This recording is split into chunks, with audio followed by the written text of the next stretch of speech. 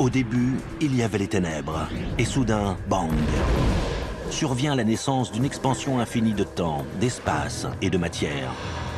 Chaque jour, de nouvelles découvertes dévoilent les mystères, les secrets époustouflants et implacables de l'endroit que nous appelons l'univers. Des milliers de témoins affirment avoir vu des ovnis. Et leurs déclarations sont souvent d'une similitude troublante. Une soucoupe s'est écrasée, ainsi que les corps des passagers. C'est une dissimulation du gouvernement. La plupart des scientifiques disent qu'il n'y a pas de preuves. Oh mon Dieu! Il y a un grand fossé entre un ovni et un vaisseau spatial extraterrestre. Si les ovnis sont vraiment des vaisseaux extraterrestres, quelle sorte de technologie hallucinante trouverions-nous sous le capot? Il faudrait un type de technologie capable d'annuler les effets de l'inertie. En matière d'objets volants non identifiés, avons-nous des preuves?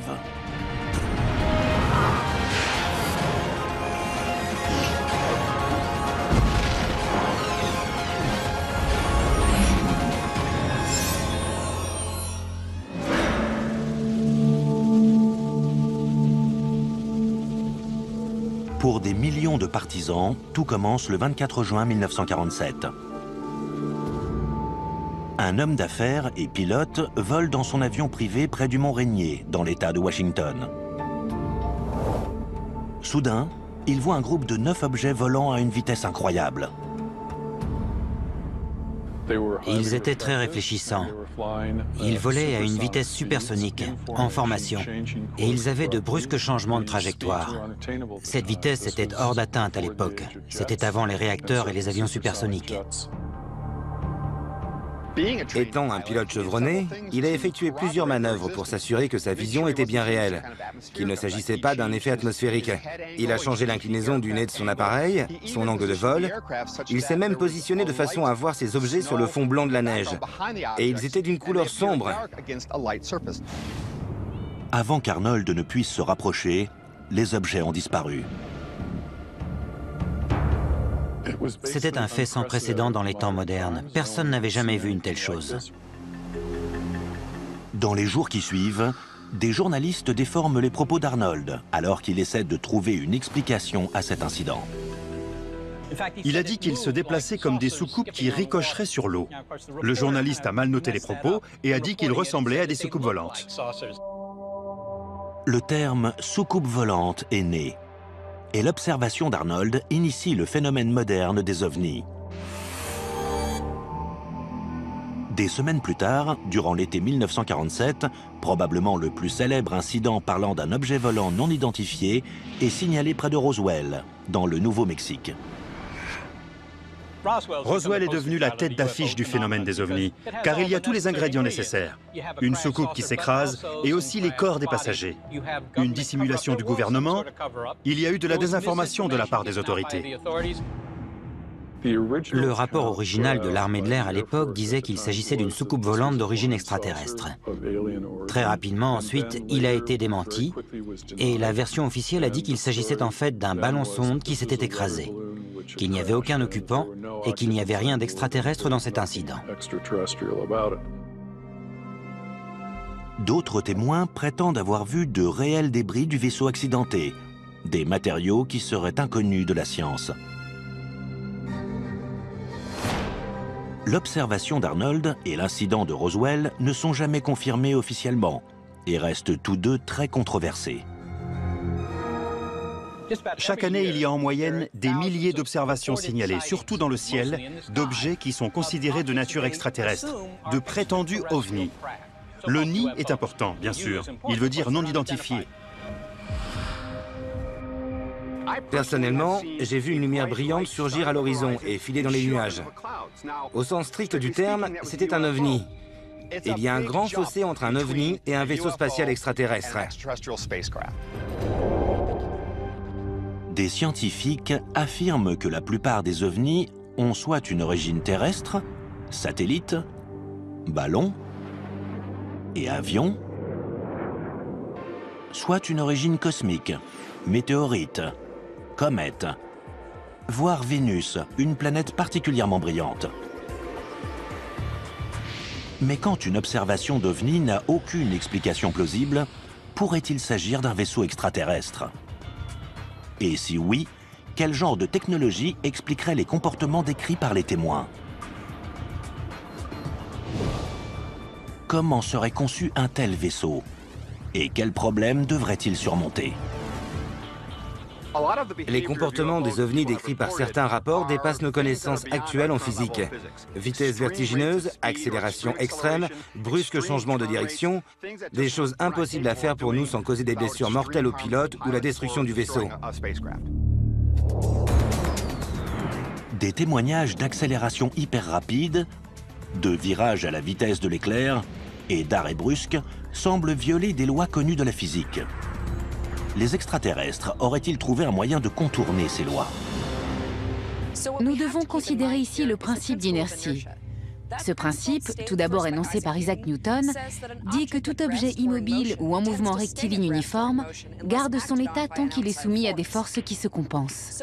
Alors, pour générer ce genre de changement d'inertie impensable, il faudrait soumettre un objet à une force colossale.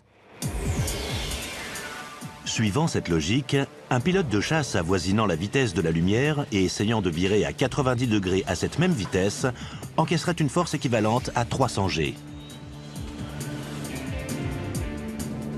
Le maximum qu'un pilote humain vêtu d'une combinaison pressurisée peut encaisser sans s'évanouir est de 10 G environ. Si sa physiologie était vaguement semblable à celle des humains, un pilote extraterrestre encaissant 300 G périrait sur le champ. Ses organes internes continueraient d'avancer et s'écraseraient sur son squelette. S'ils étaient nos semblables, ils s'injecteraient sans doute un fluide à effet corporel interne afin de régler le problème des organes se déplaçant dans le corps. Et cela pour éviter, tout en étant bien sanglés et bien protégés, toute blessure interne durant les phases d'accélération et de décélération. Pour annuler réellement les effets de l'inertie sur le vaisseau, les pilotes devraient avoir recours à une technologie inaccessible à notre science moderne. Afin d'annuler les effets d'un virage à 300 G et de ne pas être broyé par la force intense, il faudrait disposer d'une sorte de technologie ou d'appareil capable d'annuler les effets de l'inertie. Cet appareil devrait manipuler la gravité, recourir à une sorte de champ de force pour compenser les forces gravitationnelles qui régissent l'univers tout entier. Cet appareil, on pourrait l'activer et le désactiver manuellement, ou il s'activerait et se désactiverait automatiquement. C'est une technologie très avancée qui n'est pas envisageable pour nous.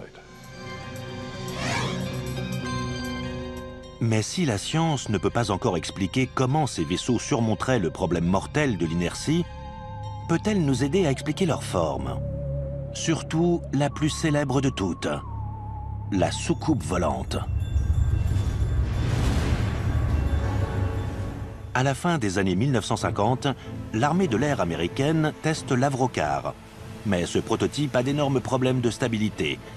Son aérodynamique offre peu d'avantages. Et il prouve qu'un vaisseau en forme de soucoupe ne peut pas atteindre de grandes vitesses dans l'atmosphère de la Terre.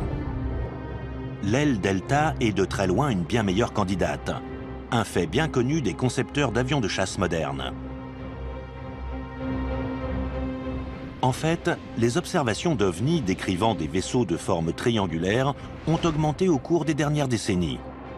Une tendance qui reflète l'émergence des chasseurs à voilure variable et même des ailes volantes, comme le bombardier furtif B-2 Spirit. Les formes observées ont changé au fil des ans, les plus récentes étant le plus souvent triangulaires.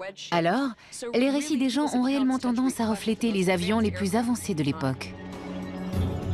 Au-delà du mouvement et de la forme, toute tentative d'explication de la science des ovnis doit prendre en compte le facteur bruit, ou plutôt l'absence de bruit. Les rapports sur les ovnis prétendent constamment qu'ils se déplacent sans faire le moindre bruit. Dans presque toutes ces observations, c'est une règle, il n'y a aucun bruit. Bruit que l'on devrait entendre pour tout engin volant à grande vitesse dans l'atmosphère de la Terre. Ce qu'il se passe, c'est qu'il y a ce qui s'appelle un bang supersonique. C'est une onde de choc spéciale qui se propage dans l'atmosphère et qui s'écoule derrière l'avion. Quand on est au sol, on entend cet énorme bang supersonique qui résulte de la différence de pression entre l'avant et l'arrière de l'appareil, tandis qu'il vole dans l'atmosphère. Un vaisseau alien pourrait-il, d'une façon ou d'une autre, annuler l'énorme onde de choc que génère une vitesse supersonique? La réponse réside peut-être dans la technologie en œuvre dans la dernière génération de casques audio à réducteur de bruit intégré. Il existe une technologie de réduction de bruit. On choisit un bruit nuisible que l'on souhaite ne pas entendre et on produit un signal artificiel inverse qui l'annule. Je ne connais aucune technologie capable de faire cela avec des ondes de choc. Annuler l'effet d'un bang supersonique qui déchire les tympans et secoue le corps demanderait sans doute une technologie très avancée. Et outre le bruit, que dire de l'invisibilité? Certains témoignages disent que les ovnis se volatilisent dans les airs tout simplement. Une technologie prometteuse en cours de développement pourrait expliquer un tel phénomène. Il y a une technologie qui pourrait modifier dans le futur la perception visuelle d'objets. C'est une technologie qui repose sur la déviation de la lumière grâce à des composites que l'on appelle des métamatériaux. Pour faire une analogie avec des films connus, pensez à la cape d'invisibilité des films de Harry Potter. Ces métamatériaux sont composés de substrats de polymère, d'or et de cuivre afin de forcer des lignes de champ magnétique à se courber autour d'un objet. La lumière est ainsi déviée autour de cet objet au lieu d'être réfléchie ou réfractée. Mais matériaux avancés, furtivité et maniabilité hors normes ne servent à rien si nos visiteurs sont incapables, en premier lieu, d'arriver sur Terre. Les chances que des aliens débarquent sur notre planète sont infimes. Mais au cas où, ça signifierait qu'ils ont résolu plein de problèmes, y compris en sciences des matériaux, pour lesquels nous n'avons pas de solution. Ils auraient une technologie bien plus avancée que la nôtre, peut-être même plus avancée que celle dont nous rêvons. Mais des scientifiques imaginent des technologies ingénieuses qui permettraient de surmonter le problème des distances apparemment infranchissables entre les étoiles. Notamment une source de propulsion tellement apocalyptique que nous verrions arriver des aliens à des années-lumière.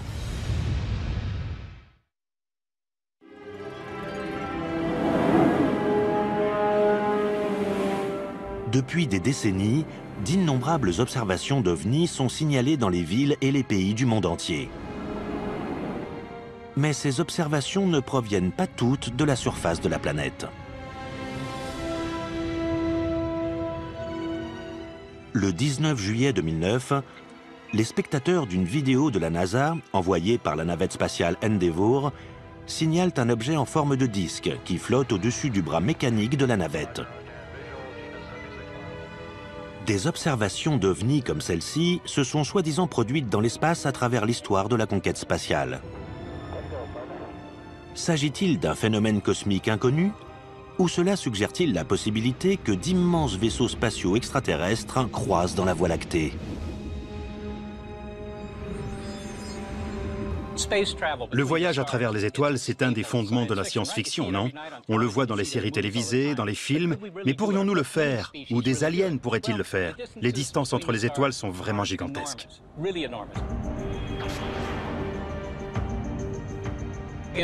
La physique n'interdit pas le voyage interstellaire. On ne peut pas l'écarter et dire que c'est absolument impossible. C'est juste que c'est très, très difficile. Parcourir la distance séparant la Terre et Alpha Centauri, notre étoile voisine la plus proche à près de 4,5 années-lumière, n'est pas à la portée de nos fusées les plus puissantes. Si des aliens d'un lointain système stellaire arrivaient sur Terre, nous pouvons exclure le fait qu'ils voyageraient dans des fusées chimiques. Malgré l'impressionnante colonne de feu et de fumée que l'on voit au décollage d'Apollo, ces fusées-là ne vous emmènent pas bien loin dans le système solaire. Pour vous donner une idée de ce que représente une telle distance, notre sonde spatiale la plus éloignée de la Terre est Voyager 1, lancée en 1977. Elle vole depuis 37 ans à plus de 61 000 km/h et vient tout juste de quitter le système solaire. Si sa destination était Alpha Centauri, il lui faudrait 56 000 ans pour atteindre le système stellaire le plus proche. Pour se lancer dans des missions interstellaires d'une durée s'accordant à l'échelle de la vie humaine, environ 50 ans, il nous faudrait multiplier notre vitesse de déplacement par au moins un facteur 1000. Des scientifiques ont calculé la vitesse étourdissante de la lumière, près de 300 000 km/s. Un vaisseau spatial parcourant la galaxie devrait atteindre un pourcentage significatif de cette vitesse, même pour rejoindre l'étoile la plus proche. Le plus gros obstacle est le poids. Une fusée à propulsion chimique s'accompagne d'un énorme excédent de poids, car elle doit embarquer tout le carburant nécessaire à son périple. Nous avons calculé que pour atteindre seulement 6% de la vitesse de la lumière avec une fusée chimique, il faudrait une masse de carburant plus élevée que la masse totale de l'univers. Nous savons donc qu'il est absolument impossible d'atteindre une autre étoile avec une fusée chimique. Si des extraterrestres nous rendent réellement visite, ils ont résolu ce problème au niveau de leur vaisseau. En 2011, NanoSail D2, satellite en orbite de la NASA, déploie pour la première fois une voile solaire dans l'espace. La voile ultra-fine de 10 mètres carrés utilise la lumière du soleil ou la pression des photons comme moyen de propulsion. Une des limites immuables de la propulsion d'une fusée, c'est qu'elle doit embarquer son carburant.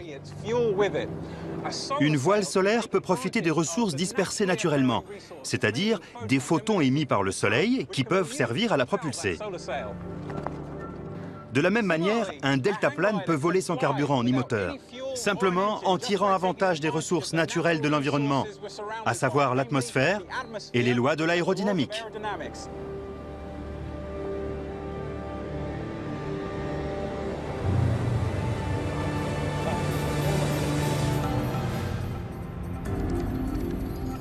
Pour atteindre des vitesses suffisantes permettant de remorquer un vaisseau abritant des formes de vie, la voile devrait être immense, des centaines de kilomètres de diamètre. Et comme la pression des photons émis par une étoile décroît au fur et à mesure que la voile s'en éloigne, certains ont envisagé un rayon laser puissant pour fournir l'énergie à la voile.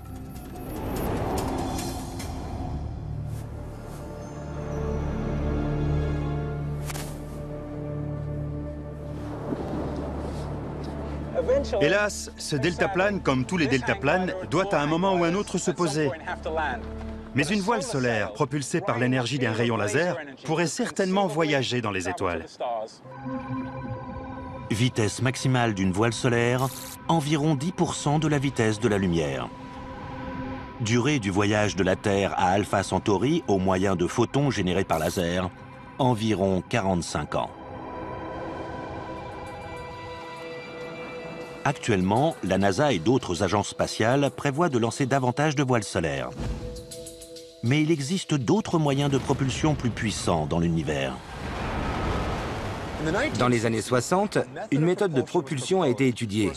Un vaisseau larguerait des charges explosives par l'arrière, et le souffle des explosions le ferait avancer.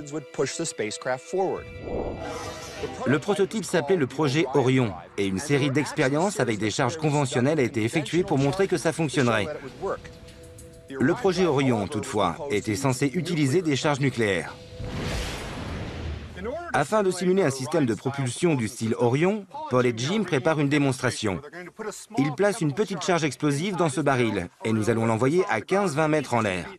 Nous allons calculer l'énergie libérée par cette explosion, et la comparer à celle d'une charge nucléaire qu'on trouverait sur un vaisseau Orion.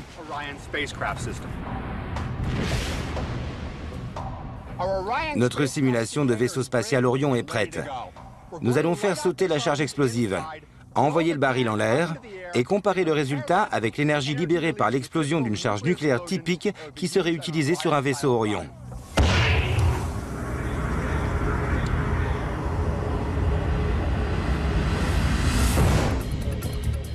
Le vaisseau spatial Orion, étudié à Los Alamos à la fin des années 1950, propose la fission nucléaire comme moyen de propulsion. La fission se produit lorsque le noyau d'un atome se divise en plusieurs nucléides, ce qui se traduit par l'émission de neutrons et le dégagement d'une énorme quantité d'énergie sous forme de rayons gamma.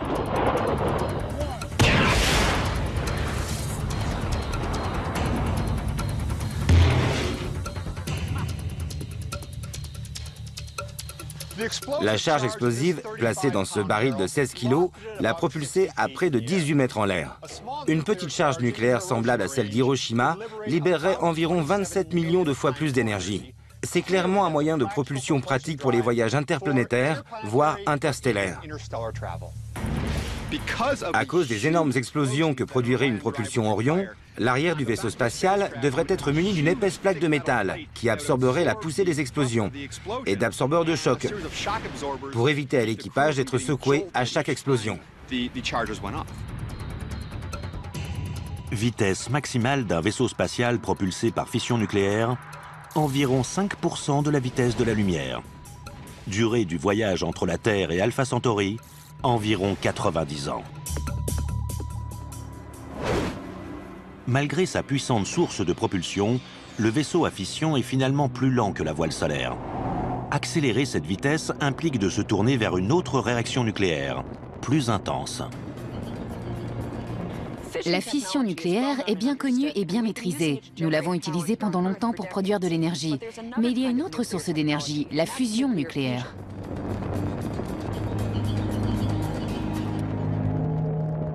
La fusion est la source d'énergie du Soleil. Dans le cœur du Soleil, les températures sont si élevées et les atomes se déplacent si vite qu'ils se percutent les uns les autres, créant de nouveaux éléments et libérant de l'énergie. Opposée de la fission, la fusion se produit lorsque deux noyaux fusionnent pour former un noyau unique, plus lourd. Il en résulte une énorme libération d'énergie. Un vaisseau spatial propulsé par fusion nucléaire est étudié dans les années 1970. C'est le projet Daedalus. Sa mission est d'atteindre l'étoile de Barnard, distante de 5,9 années-lumière. Au lieu de bombes nucléaires, le vaisseau a son système de propulsion par fusion à bord, dans une chambre de confinement.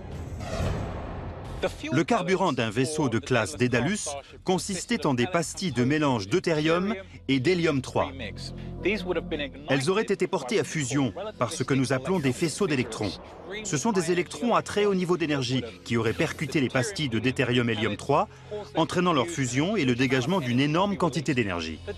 Le concept de Daedalus exigeait de tirer 250 pastilles par seconde pendant plus de 2 ans. Le vaisseau spatial aurait pesé 55 000 tonnes, le carburant représentant l'essentiel du poids. L'excédent de poids d'un tel vaisseau serait élevé. Mais une civilisation avancée pourrait éliminer le problème en se ravitaillant en hydrogène durant son voyage stellaire. Le deutérium, ou hydrogène lourd, se trouve en abondance sur Terre, notamment dans l'eau de mer. Mais l'hélium-3 est un isotope plus rare. Dans notre système solaire, on peut en trouver sur la Lune et en vaste quantité sur Jupiter et Saturne. Des scientifiques ont proposé d'utiliser d'énormes collecteurs à hydrogène afin de se procurer l'hélium-3 nécessaire pour voyager dans le vide intersidéral. Il est donc concevable qu'un vaisseau propulsé par fusion nucléaire puisse se rendre dans un autre système stellaire et prendre de l'hydrogène disponible sur place pour faire le plein. Le vaisseau à propulsion nucléaire embarqué éviterait un énorme excédent de poids et atteindrait une vitesse qui permettrait l'exploration d'une étoile proche dans un intervalle de temps raisonnable. Vitesse maximale d'un vaisseau spatial propulsé par la fusion nucléaire, environ 15% de la vitesse de la lumière. Durée du voyage entre la Terre et Alpha Centauri, environ 35 ans. Les coûts faramineux, la logistique et même la politique envers les voyages spatiaux à propulsion nucléaire ont depuis longtemps conduit l'humanité à abandonner tous ces projets. Mais une société suffisamment avancée pourrait délaisser la propulsion nucléaire au profit de ce qui apparaît comme un impossible paradoxe. Voyager à la vitesse de la lumière sans se déplacer.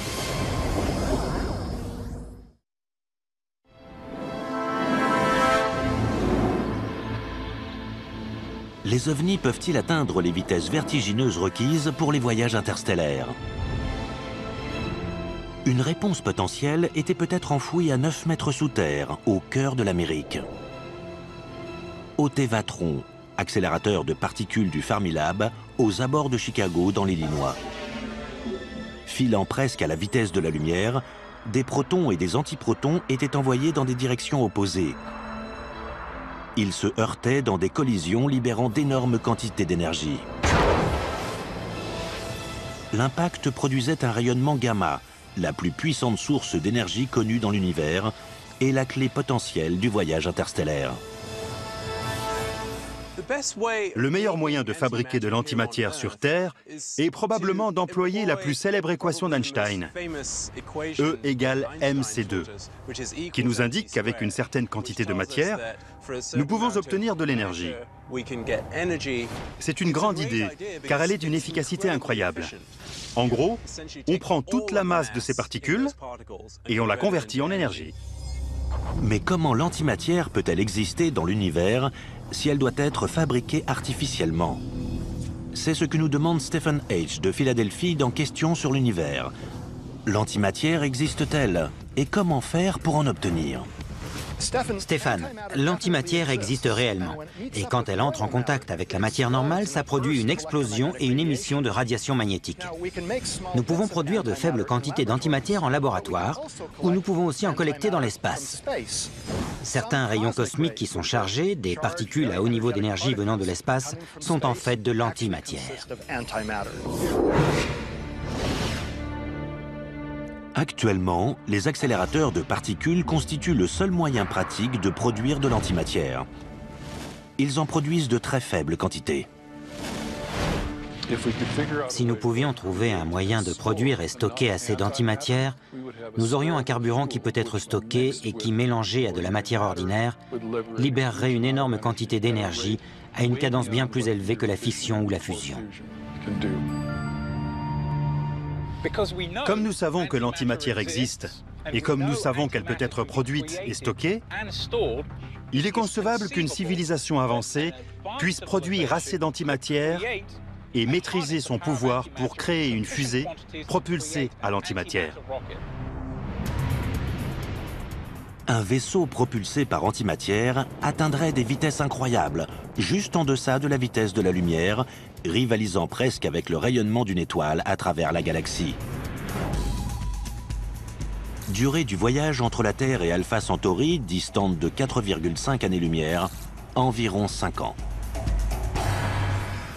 Sur le plan humain, produire assez de particules d'antimatière pour propulser un tel vaisseau spatial aurait un coût astronomique. Il serait peut-être abordable pour des aliens, mais le prix à payer pour ce vaisseau serait effroyable. Les rayons gamma générés par la propulsion à antimatière sont extrêmement dangereux. Ils pourraient détruire la structure cellulaire de tout être vivant à bord. Le vaisseau devrait comporter un mécanisme de protection évolué pour garder l'équipage en vie. Et à des vitesses aussi grandes, il existe des menaces destructrices dans l'univers. L'espace est plutôt vide, mais si on se déplaçait à une vitesse approchant celle de la lumière, il faudrait un genre de bouclier de protection très efficace pour se protéger des particules de poussière qui risqueraient d'anéantir un vaisseau allant aussi vite. Mais si les débris de l'espace sont aussi dangereux, pourquoi ne pas les éviter complètement? La solution devrait être familière aux fans de Star Trek, à savoir un vaisseau spatial atteignant la vitesse de la lumière sans même se déplacer.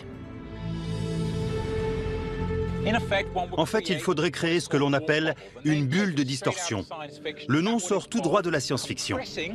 Cela impliquerait de contracter une zone d'espace-temps devant le vaisseau et d'allonger une zone d'espace-temps derrière le vaisseau pendant que le vaisseau resterait immobile à l'intérieur de cette bulle. Cela reviendrait à surfer sur une vague d'espace-temps. Une propulsion par distorsion s'apparente à de la pure science-fiction. Mais en 1994, un jeune physicien très respecté, nommé Miguel Alcubierre, publie un travail sérieux sur la façon de voyager dans une distorsion contrôlable de l'espace.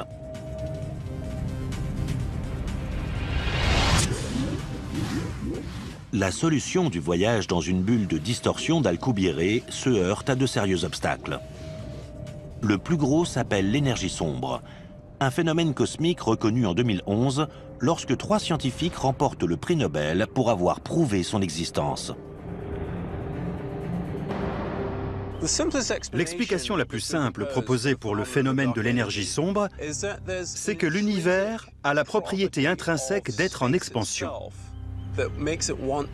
Nous pouvons le constater en regardant des parties de l'univers qui s'éloignent et voir que l'énergie sombre est responsable de l'accélération de cette expansion. Mais ce n'est pas une source d'énergie que l'on peut conserver, comme l'énergie solaire ou d'autres types d'énergie. Et donc, il n'est pas inconcevable.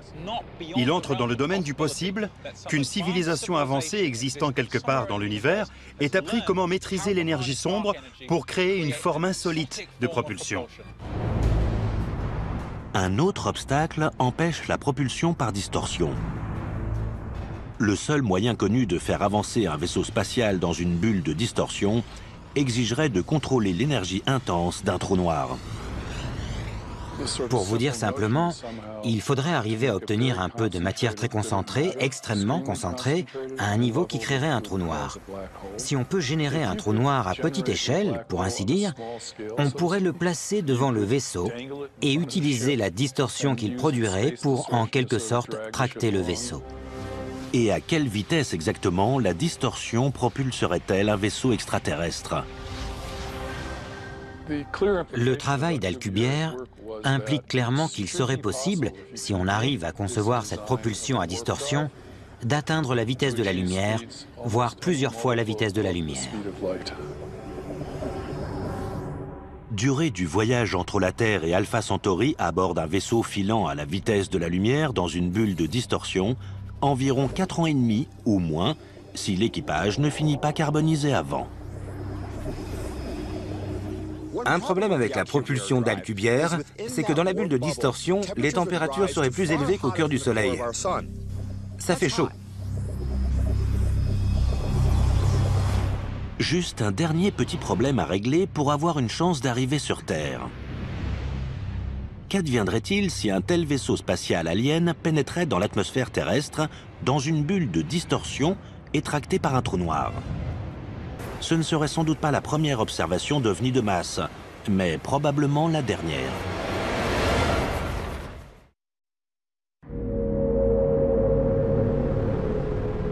« 13 mars 1997. Des milliers de personnes voient un phénomène optique qui dérive dans le ciel d'Arizona. Des rapports qui signalent des lumières formant différents schémas géométriques à flux, ainsi que de nombreuses observations, au-dessus de Phoenix, d'un vaisseau de plus d'1 kilomètre de large, dont les lumières clignotent selon une séquence précise. Pour expliquer les événements de ce soir-là, les lumières dans le ciel de Phoenix étaient certainement des leurres thermiques, larguées par un avion de l'armée, associées à la propension humaine à imaginer une forme qui les relie. C'est l'explication la plus plausible des lumières de Phoenix. Beaucoup pensent que l'incident des lumières de Phoenix est la preuve tangible qu'un immense vaisseau extraterrestre est arrivé. Certains l'appellent même un vaisseau-mère. Le rôle d'un vaisseau-mère alien est fondamental dans les théories de visiteurs extraterrestres. C'est le seul moyen de parcourir les vastes distances de l'espace interstellaire. Je pense que le terme vaisseau-mère est apparu presque en même temps que le terme soucoupe volante. Il illustre la notion universelle voulant qu'on ne puisse pas voyager dans les étoiles avec un vaisseau à taille humaine. Il faut disposer d'un vaisseau gigantesque. Une analogie terrestre pertinente avec un vaisseau-mère, c'est le porte-avions. Un porte-avions parcourt de grandes distances sur l'océan, mais son rôle est de transporter des avions qui peuvent décoller et s'engager dans toute mission qui leur est assignée. Si le voyage vers la Terre est long, de l'ordre de plusieurs siècles ou millénaires, le vaisseau-mère serait bien plus qu'un simple transporteur. Il y a le vaisseau générationnel, ou arche spatiale, qui est un vaisseau géant, pour l'essentiel une sorte d'écosystème dans lequel des générations de passagers naissent, vieillissent et meurent durant le long voyage qu'il faut au vaisseau pour atteindre sa destination. Peut-être qu'avec une technologie comme la biostase, des passagers biologiques aliens pourraient être mis en sommeil et réveillés au terme du long voyage. Survivre à un tel périple signifierait aussi survivre à l'énergie destructrice propulsant le vaisseau. Solution logique de conception, un vaisseau mère en forme de cigare est la description précise que donnent la plupart des gens signalant un ovni. Avec n'importe quel système de propulsion avancé, on voudrait placer l'équipage le plus loin possible du moteur à énergie. Une conception possible serait une forme très allongée et très fine, le moteur situé à une extrémité du vaisseau, et un ensemble de poutres le reliant au quartier de l'équipage le plus loin possible, afin d'éviter des lésions liées aux neutrons à haut niveau d'énergie, aux rayons X ou aux rayons gamma du système de propulsion. Si une telle arche spatiale était en réalité venue sur Terre, nous en aurions la preuve accablante et irréfutable. Ces technologies insolites de propulsion ont toute une chose en commun. Elles irradient d'énormes quantités d'énergie. Et donc nous verrions arriver un vaisseau, comme un phare sur la côte, à des années-lumière parfois. L'émission concentrée de rayons X, de rayons gamma ou de particules subatomiques serait suspecte, car nous ne voyons pas cela dans notre environnement dans des circonstances normales. Au-delà de la preuve visuelle évidente, l'effet physique d'un vaisseau mère s'approchant aussi près de la Terre pourrait prendre la forme d'une terrifiante apocalypse. Si pour une raison quelconque, cette technologie ou ces extraterrestres ne pouvaient éteindre le moteur, ce serait catastrophique pour la vie sur Terre, car nous serions bombardés de neutrons à haut niveau d'énergie, de rayons X et de rayons gamma. S'il s'agit d'une version de la propulsion à distorsion, alors nous parlons de distorsion de l'espace-temps. Et mieux vaudrait ne pas trop s'approcher d'une énorme masse, y compris d'une planète. Des scénarios aussi catastrophiques sous-entendraient que des visiteurs aliens sont prêts à risquer leur vie dans un voyage interstellaire. Mais il y a peut-être un meilleur moyen.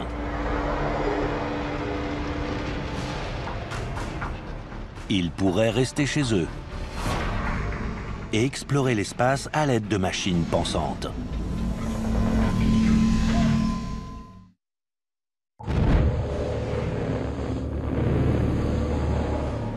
Pour beaucoup d'ardents partisans du phénomène des ovnis, l'événement de Roswell au Nouveau-Mexique durant l'été 1947 est une rencontre extraterrestre primordiale dans l'histoire humaine.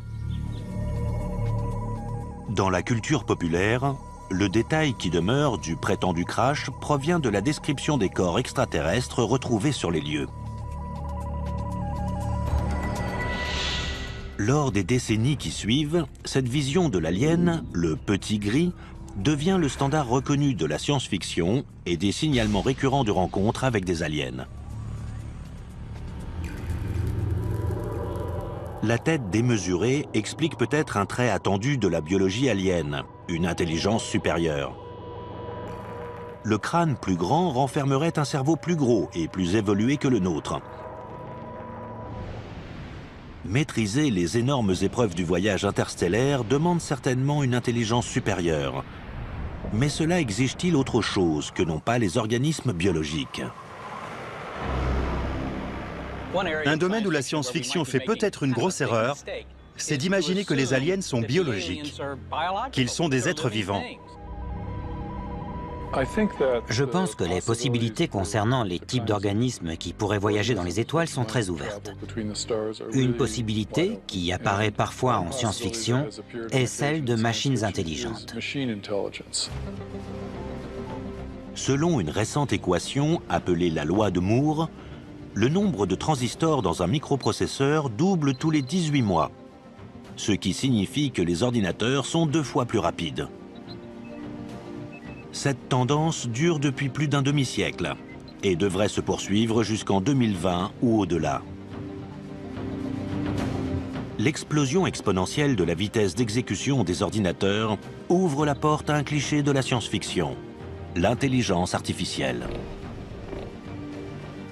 Alors si on invente une machine qui pense, 100 ans plus tard, cette machine n'est pas seulement plus intelligente que vous, elle est plus intelligente que tous les humains ayant vécu.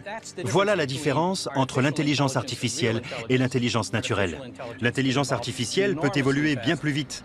Mais je pense que la forme d'intelligence artificielle que nous trouvons à la fois menaçante et prometteuse est le type d'intelligence artificielle qui pourrait faire ce que font nos cerveaux, qui pourrait penser comme nous.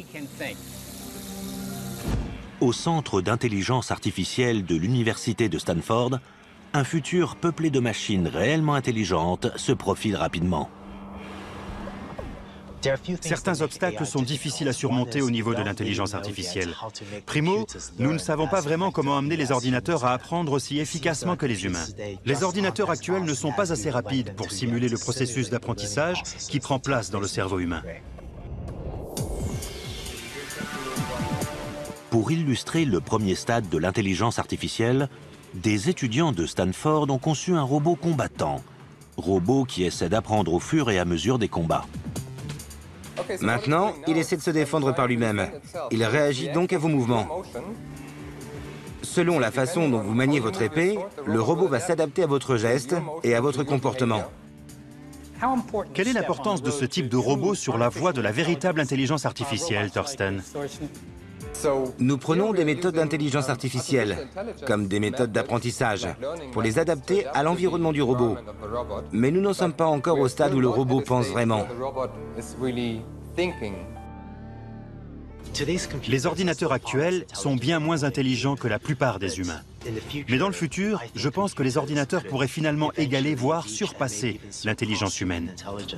Et si c'est le cas, imaginons que nous ayons tous un ordinateur dans notre portefeuille ou dans notre portable. À quel point cela changerait-il la civilisation? Et quelles choses fabuleuses pourrions-nous alors faire? En l'état actuel des choses sur Terre, le robot qui se défend tout seul est une analogie grossière avec le type de machine intelligente capable de piloter un vaisseau dans l'espace. Les immenses obstacles du voyage spatial, notamment l'échelle de temps et les dangers cosmiques, donnent cependant à penser qu'une génération de machines intelligentes établira le premier contact. Honnêtement, si voyager à travers les étoiles arrive vraiment, il semble raisonnable de ne pas envoyer de créatures biologiques. Elles sont fragiles, elles ont une durée de vie limitée. Comme la NASA envoie des sondes spatiales explorer le système solaire avant d'envoyer des humains, notre premier contact avec des aliens arrivera peut-être par une sonde. Créatures biologiques ou super IA? Notre vision d'un extraterrestre ne restera que spéculation jusqu'à ce que le premier contact se produise.